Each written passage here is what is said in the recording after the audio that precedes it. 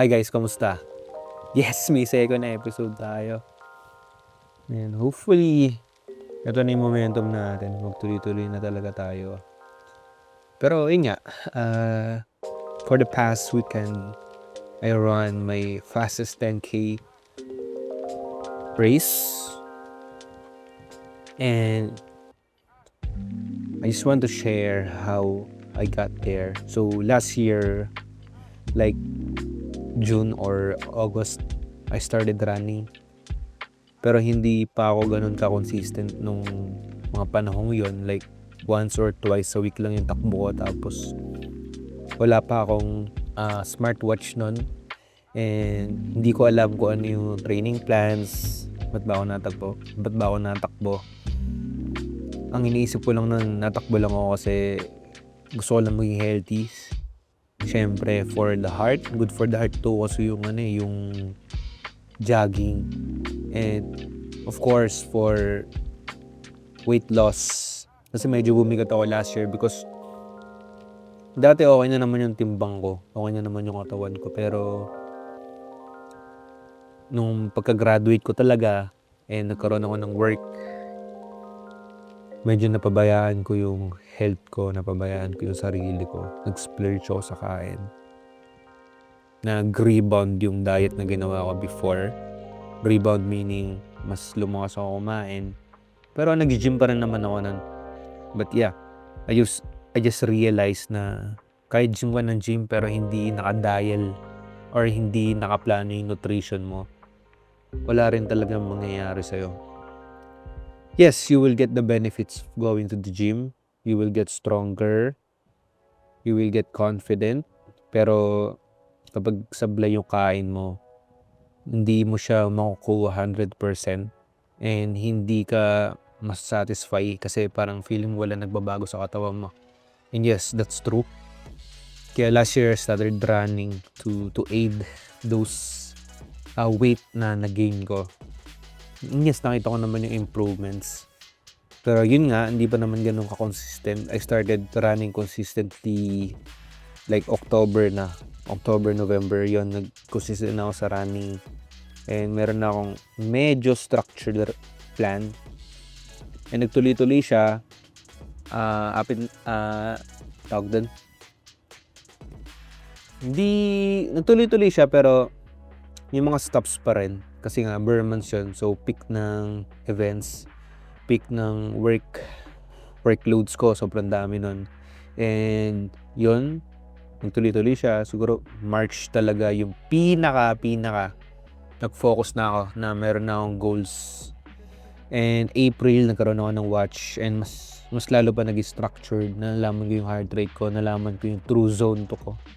And ayun, nagtuloy-tuloy na talaga sa running. And up to now, nagkaroon na ako ng speed sessions. Nagkaroon na ako ng long runs. Nagkaroon na ako ng, alam mo yung mga terms and jargons about running. Mas nalaman ko pa siya and mas nag-grow pa ako as a person. Yung gym, sinasabay ko pa rin naman siya. And yes, nag-enjoy naman talaga ako. And ano ba yung natutunan ko doon? Kasi hindi siya linear eh. Hindi talaga linear yung progress ko. Hindi linear yung naging growth ko as a runner. As a fitness enthusiast, sobrang dami ko natutunan. Number 1, nutrition. Nutrition is number 1 for me. Kailangan talaga lock in ka sa nutrition. Kailangan mas nakafocus ka sa nutrition kaysa dun sa pag-gym mo. Talaga. Kasi mas madalas natin ginagawa yung pagkain eh. Food is always available. Paglabas mo may tindahan, may pagkain. Kapag gising mo, may pagkain sa rep. Kung meron man tayong rep, pagluluto ka ng mother mo, kailangan alam mo yung sources ng nutrients. Saan nakukuha yung protein, saan nakukuha yung minerals, saan nakukuha yung vitamins. Ayun. Number 1 is nutrition. Kailangan alam mo yung nutrition mo. Alam mo yung calories mo. Hindi naman kailangan kasi alam ko marami dito nakakaalam na ng calorie deficit. Alam na yung protein, fats, and carbohydrates. Alam na yung macros. Pero hindi lahat dito is merong time to calculate their food. Timbangin pa yung pagkain nila. Kaya kailangan mo lang alamin. kung ano yung meron doon sa pagkain na kinakain mo. That's the basic knowledge na kailangan mong alamin. And number 2, recovery. Kailangan meron kang sapat na recovery. Tulog. Meron kang tulog. Meron kang rest days. Number 2 yun. Kailangan meron ka nun. Sobrang essential nun sa katawan mo, sa body natin. And number 3, ito na yung workout. Hindi mo naman kailangan tumakbo. Hindi mo naman kailangan mag-gym. Pero kailangan meron kang steps a day. Kailangan nakakagalaw ka. Especially for those people na sedentary, yung mga trabaho, yung mga nakaupo, yung mga nasa office, yung mga VA, mga editors na katulad ko. Pero ako kasi, nagalaw ako sa trabaho. Pero nag-video ako. That's why medyo nakaka-gather ako ng steps every day. So, steps are very important. Number 4, discipline. Sama ko na rin din yung consistency. Pwede siyang 4 or 5. Discipline and consistency. Hindi ko na sinaming motivation kasi motivation,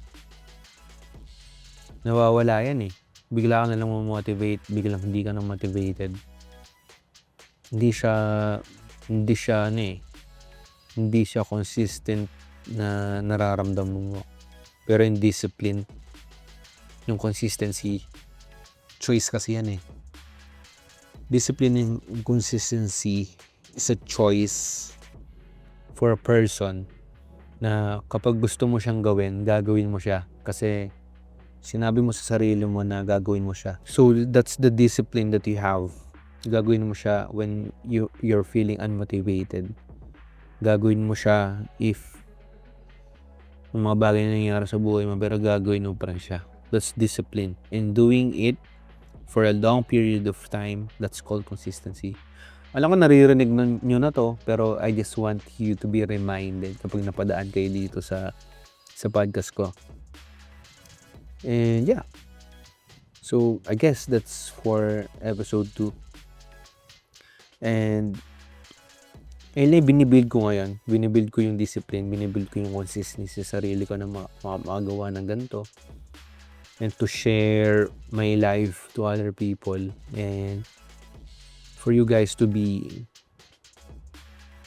improve as much as I am, na gusto ko talaga mag-improve din. Alam ko, sobrang layo pa. Pero I want you guys to be part of the journey. I want to have accountability to the people that are listening to me. And yeah, yun lang. I hope you guys are doing well, doing better, and stay safe. Maulan na. And see you on the next video. Hopefully. Bye-bye. Peace.